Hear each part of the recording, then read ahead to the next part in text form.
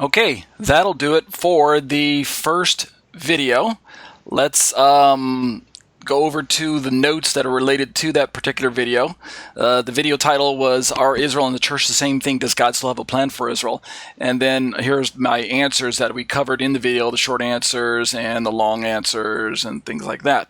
And before we go to the next video, I'd like to allow I'd like to allow the people in the live study to open up their microphones. This is your cue now. You can open up your microphones if you so choose, and share your thoughts on the topic. You don't have to critique the video itself, but essentially, one of my questions that I'd like to, one of the questions I'd like to get maybe some opinion from some of you are, have you ever thought of yourself as being grafted into Israel, or do you consider yourself part of the church, or do you see any overlap with the titles when someone asks you, are you a part of Israel? I'd like to kind of hear some of your thoughts on those lines. And we'll just take about, like I said, maybe 5 minutes, just some short comments, and then we'll move on to the next video. So those of you with me in the live class, feel free to unmute your microphone if you'd like to share your thoughts and opinions on what's on this particular topic. So anyone who wants to go ahead and step out first, and if 2 or 3 people talk at once, then I'll pick on one of you. I have a question. This is Renee. Alrighty, so Renee, well, again, thanks for joining me in my live studies. Go ahead, what's your question? Yeah, my question is regarding the is Israel, does God have a plan for Israel? What does the covenant have to do with it? Isn't it the covenant is perpetual? So there must be a plan for Israel. Okay, so your question has to do with, if I understand it correctly, when you say the covenant, do you mean the Mosaic covenant, or do you mean the Abrahamic covenant, or what do you mean when you say, what does the covenant have to do with it? I'm not sure. The covenant of Yeshua. The covenant, covenant of Yeshua. Okay, so maybe I think we would say maybe the Messianic covenant or the New Covenant. The New Covenant. Yeah, the New Covenant. Okay. Yeah. So is your question related to how does the New Covenant relate to, say, maybe national Israel or unsaved Israel? I think I'm pretty sure you identify as a Christian, correct? Yes. Yes. Okay. Yes, I think so. You think so? I hope so. Christian, Messianic. Okay. Because I believe in that. Messianic. All, yeah. so. Obviously. Yeah. And as long as I've known you, Renee, yeah, you're a Christian. Messianic. So you would readily agree that the New Covenant is something that directly has an impact on the church, correct?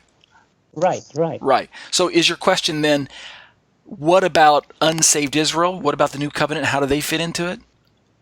Yes. Okay. All right. Great. I'm glad you were able to help me understand what your questions. As I understand it, I'll try to be short and to the point. As I understand Scripture, I'm instantly taken in my mind to a passage in Jeremiah 31, which is actually quoted by the writer to the book of Hebrews in 2 places, chapter 8 and chapter 10, as one of the longest running quotes from the Old Testament over into the New Testament.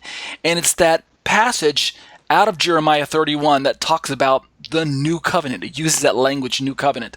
And some of the details, in fact, I referenced it a little bit in my in the video. I talked a little bit about, or I don't think I have it in the actual answer, but in the video I remember making a reference to it. I remember seeing it there. And in a nutshell, the New Covenant, that language, New Covenant, is actually something that was promised to Israel a long time ago, even well before Jesus even hit the scene. Jeremiah was prophesying that there's going to be a new covenant that God makes with the house of Israel and the house of Judah in the latter days. And then later on in the passage, he simply just calls the two houses Israel. He joins them back together in the verbiage. This is the covenant that I'll make with the house of Israel in those days. And so on the one hand, this new covenant is something that's made exclusively with Israel.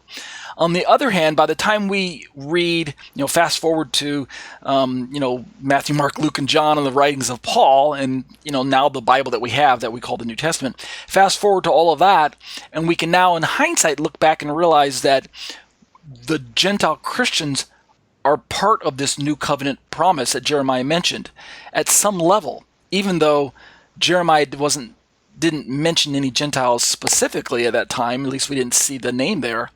So if I understand your question correctly, Jews today who don't believe in Jesus have not joined in participation in the new covenant, even though Jesus has already made it available to them. The offer's available, but unbelieving Jewish people are not participating in that new covenant yet. Even though Jeremiah made this prophecy to Israel long before Jesus came, when he came, in the first century, 2,000 years ago, the Jewish people rejected him by and large. Many people accepted him, don't get me wrong. Myriads, according to the Greek, several thousands, did become believers in Jesus as the Messiah, as the Passover lamb. But the majority of Israel is blinded to their Messiah. So they're not participating in the new covenant at that level. In fact, on any level, they're not participating.